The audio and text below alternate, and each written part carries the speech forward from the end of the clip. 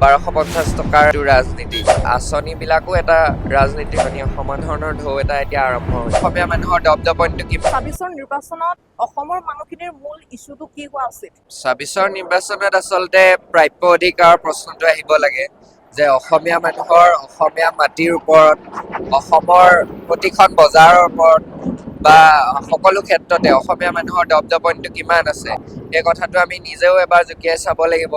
আৰু দ্বিতীয় কথা হ'ল আমাক সাধাৰণতে 1250 টকাৰ যিটো ৰাজনীতি মানে ৰাজনীতিত আচলতে ৰাজনীতি বিজ্ঞানৰ ছাত্ৰ হিচাপে চৰকাৰী আঁচনিবিলাকো এটা ৰাজনীতিৰ অংগ।